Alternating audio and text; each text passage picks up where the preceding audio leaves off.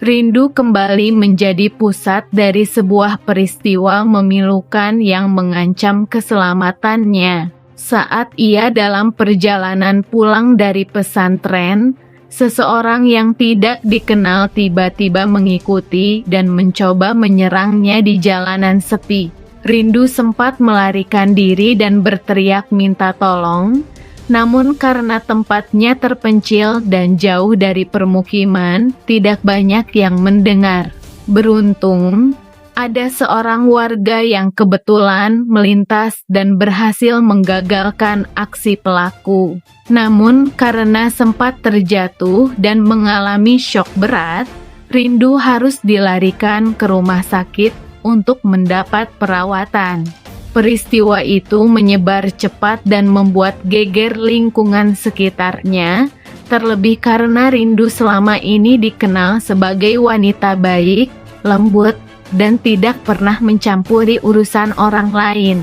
Kejadian tersebut memunculkan banyak spekulasi siapa yang sebenarnya mengincar Rindu. Apakah ini murni tindak kriminal acak? Atau ada motif lain yang berkaitan dengan konflik yang selama ini menyelimuti hidupnya? Di tengah suasana tegang dan penuh tanda tanya, Fauzan langsung datang ke rumah sakit begitu mendengar kabar tentang Rindu. Wajahnya tak bisa menyembunyikan kekhawatiran.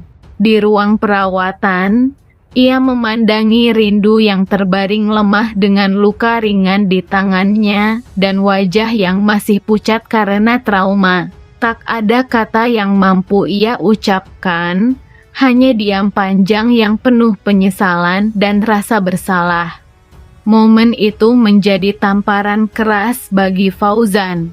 Selama ini ia mencoba menepis perasaannya terhadap Rindu, berusaha menjalani hidup seperti biasa setelah perceraian mereka, dan bahkan membiarkan orang-orang di sekitarnya, termasuk Alia dan Mama Ratih, mengatur ulang arah hidupnya. Tapi melihat Rindu dalam keadaan seperti ini membuatnya sadar, ia tidak benar-benar bisa melepaskan Rindu.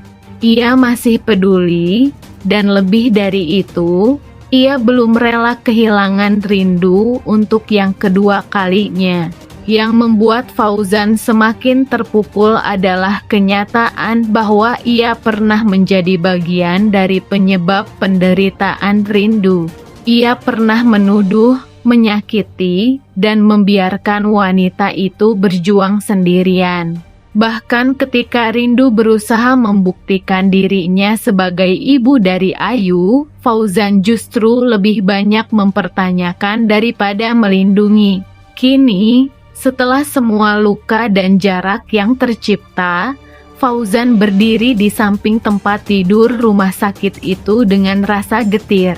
Ia mulai menyadari bahwa Rindu telah terlalu lama sendirian, dan meski ia ingin membenahi semuanya, waktu terus berjalan tanpa memberi banyak kesempatan kedua. Peristiwa ini juga membuat keluarga Rindu semakin resah. Mereka mulai mempertanyakan keamanan Rindu, apalagi setelah banyak kejadian mencurigakan menimpanya belakangan ini. Beberapa bahkan percaya bahwa ini bukanlah serangan acak, melainkan ada yang sengaja mengincar Rindu demi menyingkirkannya dari hidup seseorang. Sementara itu, Rindu yang perlahan mulai sadar terlihat masih sangat trauma. Ia tidak banyak bicara, tetapi tatapan matanya menyiratkan ketakutan dan kesedihan yang mendalam. Di balik wajah lelahnya, tersimpan kekuatan besar yang ia kumpulkan selama bertahun-tahun bertahan dari segala tekanan dan pengkhianatan.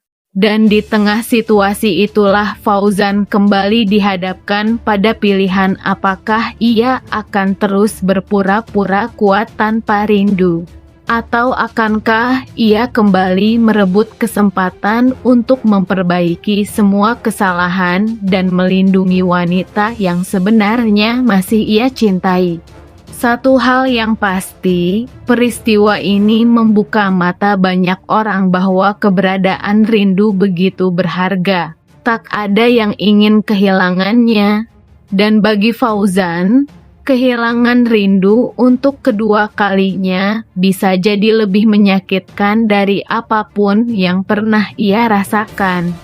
Meski banyak waktu telah berlalu sejak perpisahan mereka, perasaan Fauzan terhadap rindu ternyata belum pernah benar-benar padam. Di balik sikap keras dan keegoisan yang dulu pernah ia tunjukkan, tersembunyi perasaan cinta yang masih ia genggam diam-diam. Setiap kali rindu mengalami kesulitan atau terlibat dalam bahaya, Fauzan selalu menjadi orang yang paling cemas, meski seringkali ia menyembunyikan rasa itu di balik wajah datarnya. Sejak insiden penyerangan terhadap rindu yang membuatnya harus dirawat di rumah sakit, Fauzan semakin tidak tenang. Ia nyaris tak bisa tidur. Setiap malam, ia memanjatkan doa dalam diam, meminta perlindungan untuk rindu, berharap wanita itu segera pulih dan tidak lagi terancam oleh bahaya apapun. Doa-doa itu menjadi caranya mencintai dalam diam karena ia tahu rindu mungkin tak lagi memandangnya seperti dulu.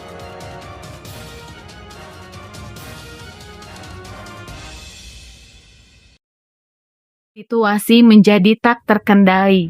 Waktu terus berjalan, dan ketegangan di rumah itu semakin tebal. Rindu semakin gigih mencari keberadaan Ayu yang disembunyikan. Di tengah badai itu, Alia berdiri sendiri, memegang rahasia yang bisa mengguncang segalanya. Ia tahu bahwa jika ia terus diam, penderitaan rindu dan Ayu tidak akan pernah berakhir. Tapi jika ia bicara, semuanya bisa berubah selamanya, tidak hanya untuk Fauzan dan keluarganya, tapi juga untuk dirinya sendiri. Namun satu hal yang pasti, dosa masa lalu tak bisa terus disembunyikan. Dan cepat atau lambat, kebenaran akan muncul ke permukaan. Pertanyaannya tinggal satu, apakah Alia cukup berani untuk menjadi orang yang membuka pintu kebenaran itu?